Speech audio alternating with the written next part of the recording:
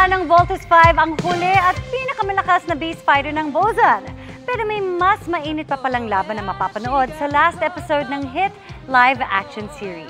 At dama na rin ang lungkot ng cast para sa proyekto na years in the making. Kaya kamustin natin sa live na chika ni Nelson Canlas. Nelson! Iya, bago tuluyang mag-vault out ang Voltes 5 Legacy ngayong gabi, itignan muna natin ang mga aabangan nating eksena ngayong gabi.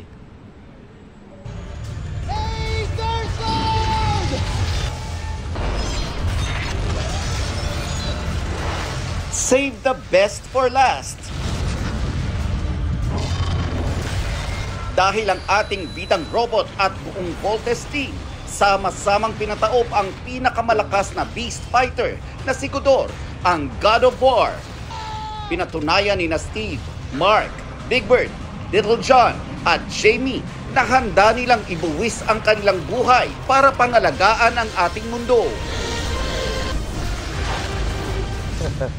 Mga homestuck. Pero ang matinding laban, hindi pa nagtatapos.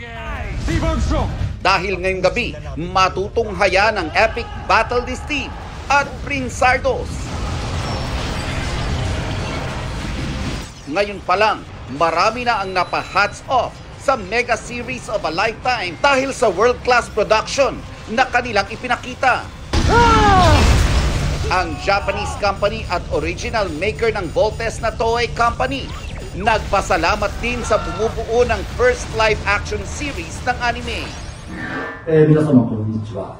東映株式会社の白倉と申します。まずボルテス5レガシー、制作部スタッフの皆様、本当にお疲れ様でした。もちろんその原点はボルテス5っていう日本の作品なんですけれども、我々自身がそのフィリピンの方々の熱意と、そのクオリティに学ぶところが多かったように思います。今後フィリピンの方々 At bago ang ultra-electromagnetic ending mamaya ng Voltes 5 Legacy, nagpasalamat muna sa unang hirit kanina ang tatlo sa ating bida na sina Miguel Tan Felix, Matt Lozano at Radson Flores. Talagang nakakasipangs daw ang ending ng serye. Abangan po ninyo ang ultra-electromagnetic finale ng Voltes 5 Legacy. May mga surprises pa rin si Direct Mark sa atin.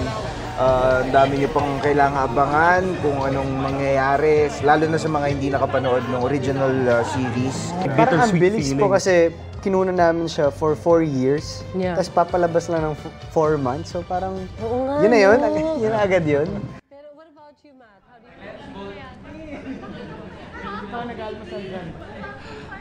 Iya, bago pa nga magpaalam ang Voltes 5 Legacy, gusto mo na mag-thank you ng ating mga bida ngayon, Miguel. Yes, sa lahat po na sumuporta ng Voltes 5 Legacy simula una.